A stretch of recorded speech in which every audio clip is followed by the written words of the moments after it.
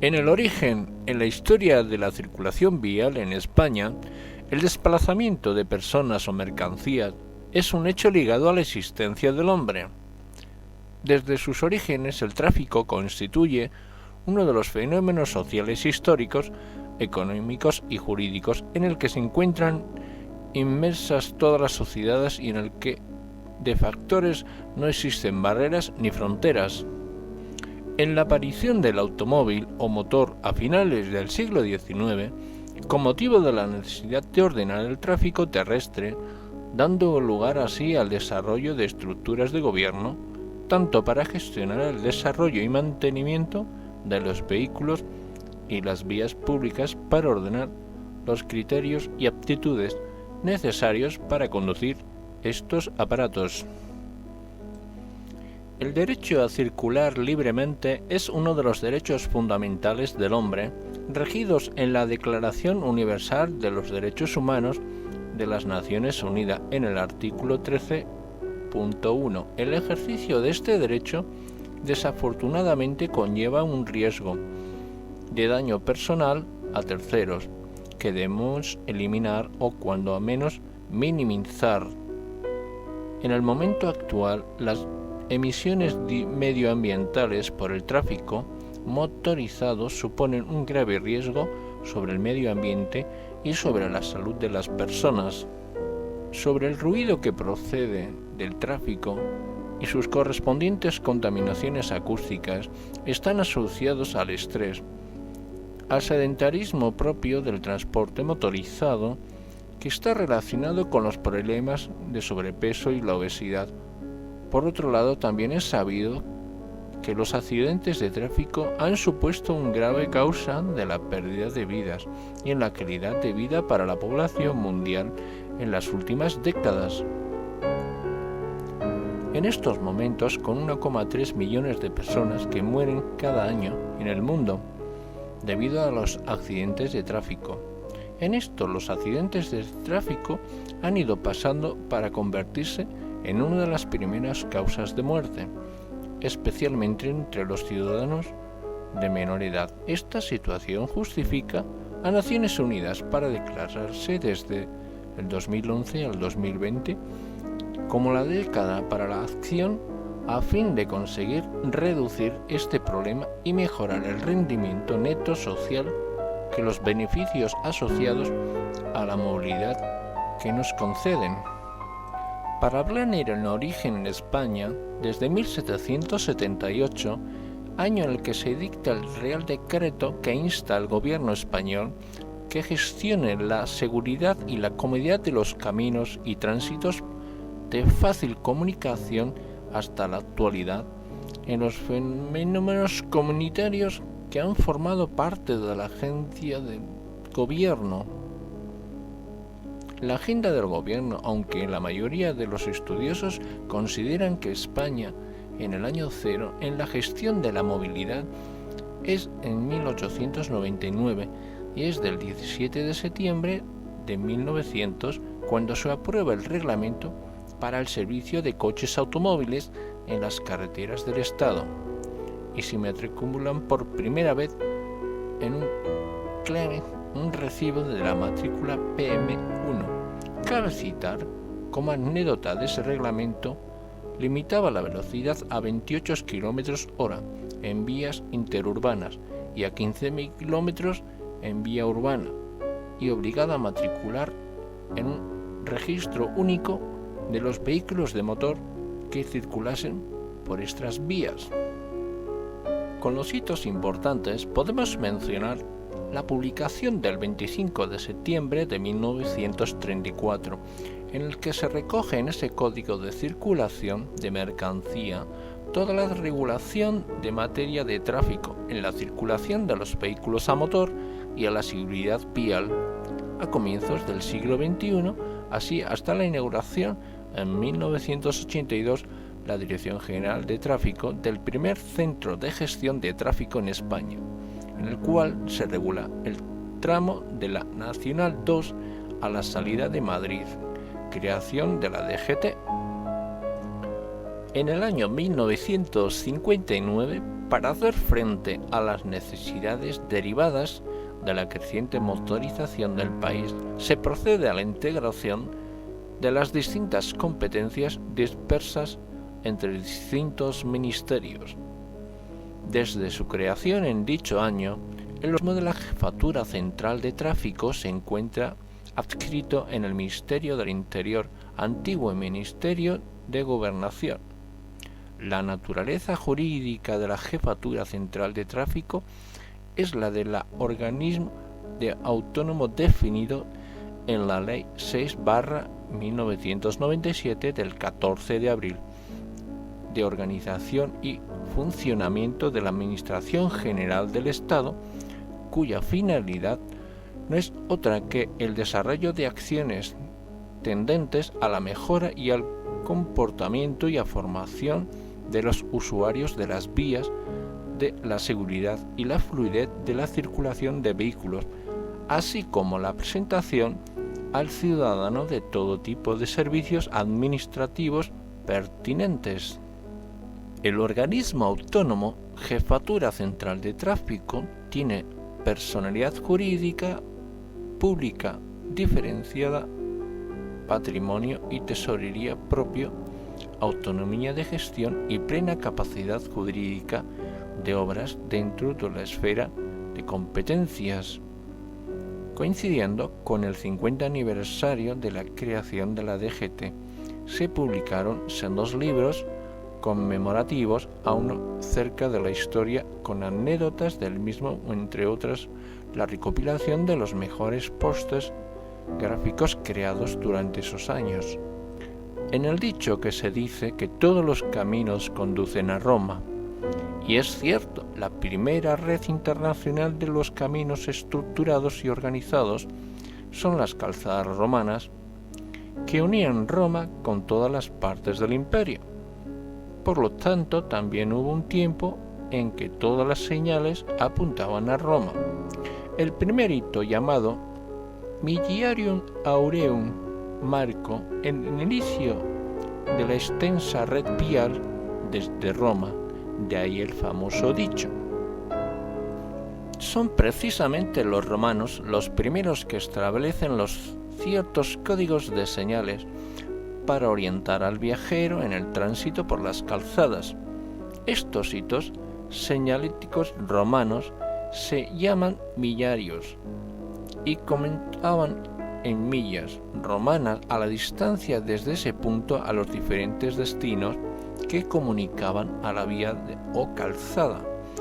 Estos millenarios eran habitualmente grandes columnas de piedra de una pieza en la que se labraba a cincel y en muros romanos. Los números de estos serán supuestos en destino a la distancia en que el hombre de la vía, en muchos casos, es financiador de tal estupenda calzada que los hacía al tránsito. En el fragmento de la tábula pertigueriana, considerado el primer mapa de carreteras, era la red de calzadas muy extensa y complejas, abarcaba todos los pueblos del Mediterráneo y unía toda la totalidad de poblaciones en este gran imperio. Los millarios eran los encargados de guiar el tránsito de los viajeros a través del imperio. Las pictogramas e ideogramas o símbolos estaban de más para marcar después la velocidad de marcha que permitía leer las indicaciones sin apenas tener en este mismo detenerse en el paso. Este código de orientación se contemplaba con el primer mapa de carreteras conocido por aquel entonces. Se trataba de un rollo de Vitel que ha llegado a nuestros días con una copia realizada en el medievo y que recibe el nombre de tábula pentigenial. También disponía el viajero de una guía de bolsillo para no perderse por las calzadas romanas. Esta debía comprarse en el punto de salida y que consistía en un útil vaso de metal que tenía grabado en su superficie exterior todas las etapas del camino a recorrer y la distancia en millas entre ellas. Cuando se llegaba al destino final, que solía ser Roma, a estos vasos se le arrojaban en una ofrenda en el pozo del templo de Apolo, donde un siglo después han sido encontrados por los arqueólogos, que le bautizaron por ello como vasos apolinares o vasos de Bicarelo. Durante toda la Edad Media y hasta casi el siglo XX, la señalita de los caminos, que apenas han ido viéndose en varios de los codos usados por los romanos, se decía que se seguían utilizando mojones de piedra grabados con la información de todo. En aquellos casos se añadieron cartelones en otros materiales como fueron el hierro o la madera, pero poco más se ha ido avanzando sobre eso en ese sentido. Y es que sobre esos temas y en los problemas circulatorios que existieron, se podría decir que las constancias de las legislaciones en esos asuntos sobre las sanciones que se pueden ver a lo largo de algunos ejemplos. En el año 1300 se realizó en Roma una multitudinaria peregrinación por el que el Papa Bonifacio VIII se le envió una obligación de desvelar por el éxito del evento al dicto de la norma para que fuera con un vehículo y circularan por la izquierda. Después de 5 siglos se dictaría esta norma. Napoleón Bonaparte cambió el sentido de la marcha en todo su imperio. Cabe destacar que Napoleón nunca pudo incluir a Inglaterra dentro de su imperio. Este país sigue rigiéndose por la norma del Papa. Y a esto, a medida que iban pasando los años, el sistema se iba haciendo cada vez más complejo. En tiempos de Isabel la Católica, los carreteros que probaban accidentes que eran a su vez provocados debido a las circunstancias de la conducción, en ese estado de ebriedad debían pagar una multa. Esa multa era mayor que muchas otras infracciones.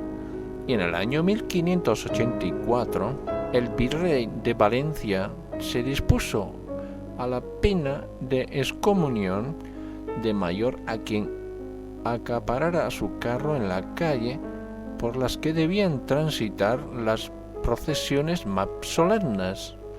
En el año 1767, el rey Carlos III hizo un listado de multas destinada a infractores que circularan por el camino de Madrid a Aranjuez. Los ingresos recaudados por dichas multas se destinaban a arreglos de la ruta. Con respecto a las señales de tráfico modernas, en las primeras señales, en lo cual se pare en ese diseño en Alemania en el año 1892.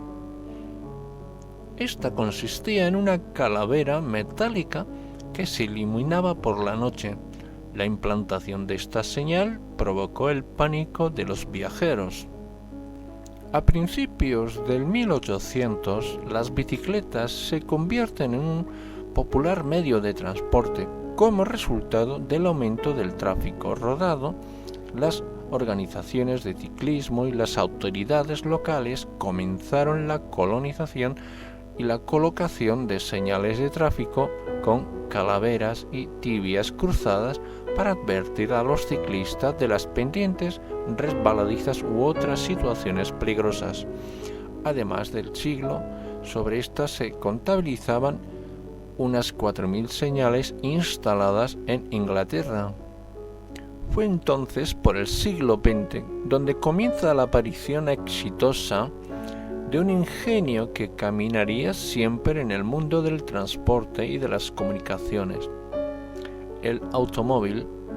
pero también en el trabajo de algunos ciertos caos de los caminos que se hacían indispensables para establecer las normas y organizarlo así para hacerlo más seguro. Los patrones básicos de los signos de tráfico se establecieron en el 1908 con el Congreso Internacional de Carreteras en Roma. En 1909 se mueve de nuevo gobierno y se mueve en el europeo, donde se acordaron el uso de 4 símbolos pictóricos en los que se indica golpe, curva, intersección y a niveles de grados o de cruces de ferrocarril. El intenso uso y el crecimiento de las señales de tráfico soportan entre 1926 y 1949 en el paralelo al crecimiento del parque automovilístico, donde se conduce en el desarrollo de un sistema de señales de tráfico de Europa. Por entonces, en 1968, los países europeos firmaron un convenio de Viena en un tratado sobre la circulación por carretera, con el objetivo de estandarizar las normas de tráfico en los países, principalmente facilitar el tráfico internacional por carreteras, aumentar la seguridad vial. Parte del Tratado sobre la Señalización Vial define las señales de tráfico como el resultado de ello. En Europa Occidental, las señales de tráfico están bien estandarizadas, aunque todavía algunas de ellas excepcionalmente específicas de cada uno de los países que datan en su mayoría de la época anterior a 1968. En el principio de la norma europea para las señales de tráfico, en la que se conforman las formas y colores que se van a utilizar para indicar los fines idénticos para las formas triangulares con fondo blanco o amarillo. Se utilizan en señales de advertencia.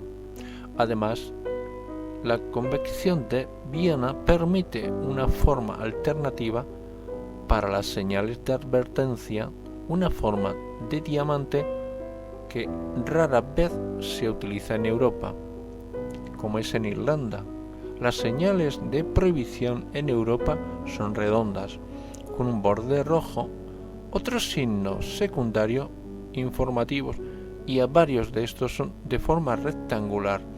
En la actualidad, el tratado cuenta con 52 países signatarios, en los que se incluyen todas las normas de Europa, a gran parte de Asia y en muchos otros países africanos.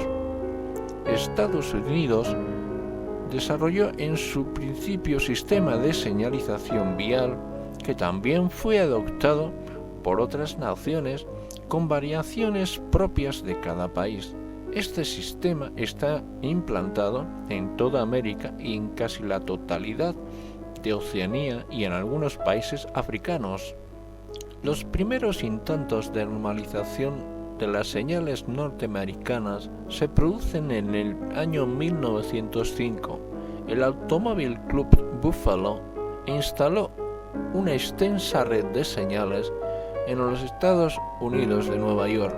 En 1909, el Club del Automóvil de California emprendió la tarea de señalizar las principales carreteras en un radio de 250 millas en torno a San Francisco. A principios de la década de 1920, los representantes de Wisconsin y Minnesota e Indiana recorrieron varios de los estados con la intención de desarrollar una base de informes con signos, marcas viales en los grupos presentados sobre sus conclusiones en los departamentos de carreteras en la Asociación del Valle de Mississippi en 1932. De sus esfuerzos nacieron las formas generales para las señalizaciones americanas, muchas de las cuales todavía están en uso hoy en día. En 1932 se crea la primera comisión mixta en el dispositivo de informes de control de tráfico. En 1935 se publicó la primera guía de normas de tráfico a nivel interestatal. Sobre esto ha ido creciendo y ha ido cambiando, siendo revisada aproximadamente cada 10 años para reflejar los cambios. A partir de la década de los años 1960, la señalización del norte de América comienza a adoptar los símbolos y signos internacionales en su sistema. Los pictogramas de las señales marrones de información en el espacio público fueron encargadas y diseñadas por la AIAGA, componentes de las primeras colecciones estructuradas en pictogramas señalíticos. En los primeros materiales de las señales preindustriales eran de piedra o de madera, pero con el desarrollo en el método Derby de función de hierro, con el toque que se hicieron a estos en el fundido, iban pintados desde finales del siglo XVIII y sobre todo esto hasta el siglo XIX. El hierro fundido se convirtió siendo el principal utilizado hasta la mitad del siglo XX, pero no fue desplazada gradualmente en esto por el intercambio del aluminio u otro material, el cual este proceso fue el esmaltado vítreo y prensado de hierro maleable, más bien para darle tarde después con el acero y continuar hasta esa fecha. Y desde 1945 la mayoría de los signos se han hecho en chapa de aluminio con revestimiento de plástico adhesivo. Las primeras señales carecían de tecnología reflectora, prevalentemente de los signos de día de hoy. Eran comúnmente con chapa pintada en colores vivos, blanco, amarillo y rojo, procurando su máxima visibilidad, pero de baja eficacia por la noche. Por cierto que es precisamente con el cual la motivación de esta en la visibilidad, podría decir que el sistema americano de señales descartó el color rojo de fondo para sus señalizaciones. Este color carece prácticamente de visibilidad por la noche. Fue entonces en 1954 cuando se fue inventando el material resistente a la decoloración que lo dio el origen a la señal de stop o de color blanco y rojo icónico. Más tarde, las señales más necesarias que se le han ido incorporando perlas de vidrio aproximadamente de 2 centímetros de diámetro para producir un efecto reflector en la noche. Estas fueron pegadas en las señales de forma de números, es decir, el límite de velocidad o los símbolos que ayudan al conductor durante la noche, pero estas señales no funcionaban del todo bien en la noche. Su naturaleza porosa atrapaba la suciedad, haciendo que éstas perdieran la visibilidad, y en el desarrollo de esta lámina se protegía de un reflector por la empresa 3M en la década de 1940, que la cambió para darle una clara señalización de tráfico para siempre. Este material se desarrollaba con una tecnología de lente encapsulada flotante similar a las perlas de vidrio en una película de plástico transparente para aumentar la visibilidad nocturna. Estas primeras láminas encapsuladas se las llamaba Scotch-Glit. En el año 1989, un avance significativo para hacer la mayor visibilidad con la sustitución por reflectores prismáticos microscópicos con aproximadamente 7000 microprismas, por las cuales se podía decir en pulgadas cuadradas. Esta mejora de la lámina produce alrededor de 3 veces el brillo de la lente encapsulada, Este material laminado es utilizado en los signos de hoy, en este tipo más duradero, sobre las láminas de alto rendimiento disponibles en la actualidad, para ir mejorando el producto, comúnmente conocido como el Heat Incentive Prismatic o el Diamond Graded Cube.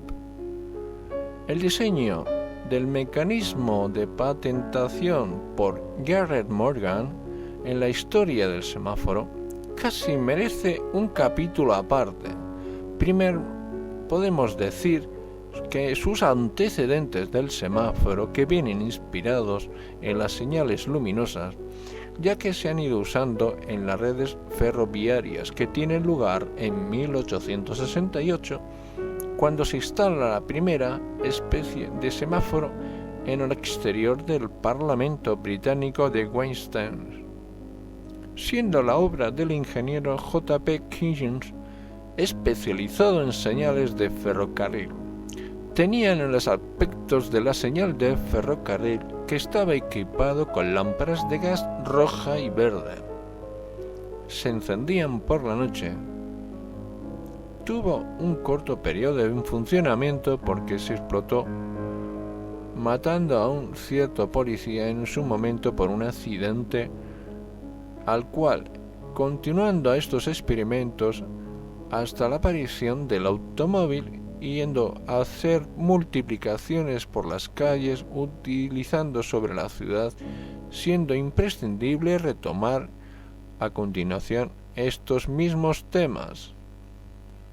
Entonces, por el año 1912, se instala en Salt Lake City un artilugio diseñado por un policía llamado Lester Weir, al fin de ordenar y mejorar el tráfico. El aparato estaba ubicado en el cruce de la avenida Eklund de la calle 105 Este. Además, las luces rojas y verdes montadas sobre un soporte cruzado como brazo contaba con un emisor de zumbidos.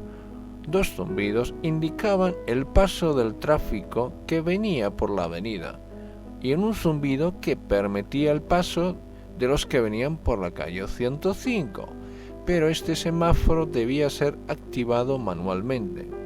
Esto requería la presencia del agente en la esquina donde éste se ubicaba. Fue entonces Garrett Morgan, inventor americano o africano, el que inventa el automatismo del semáforo en 1922. Garrett Morgan, como inventor, diríamos que le concedió la patente para el dispositivo al mecanismo utilizado para hacer girar las banderas. Vendió sus derechos después a la General Electric, nada menos que la cifra de la época de 40.000 libras o, en su caso, dólares, que estarían a esta empresa, que la sustituiría por los paneles coloreados en luces eléctricas. Morgan fue un prolífero inventor. Entre sus intentos más conocidos está la máscara de gas. Por aquel entonces, William Pons, del Departamento de Policía de Detroit, es reconocido como el creador de las señales de rojo, amarillo, verde del tráfico como lo conocemos hoy en día. Un experto de comunicaciones y un artilugio eléctrico, su señal direccional se instaló por primera vez en octubre de 1920 en la intersección de la avenida de Woodward y Fort Stand, aunque este logró de post fue conocido en su momento una de las decisiones de la Corte Suprema en 1928, estableciendo así el hecho de que el inventor de la primera señal de los tres colores, su señal constituida y construida de manera con una cubierta de metal, utilizaba lentes de linterna de ferrocarril. La señal se mantuvo en el servicio durante 4 años. Por entonces, cuando Post fue nombrado en 1921 superintendente de señales para el Departamento de Policía, el Instituto de Interconexión Eléctrica de las Señales de Tráfico instalados en Detroit, como 15 torres para que puedan ser controladas por un oficial de policía desde la única ubicación. Por entonces comienza la indispensable vida de este código visual de 3 colores que ha perdurado durante casi un siglo. Relativamente pocos cambios excepto las incorporaciones de las nuevas tecnologías modernas, tales como las temporizaciones de automáticos, luces de diodos y sensores de movimientos. Y con esto un poquito de la historia del origen de la circulación vial, entre otros para Europa y el resto del mundo, y así como en la circulación vial de España.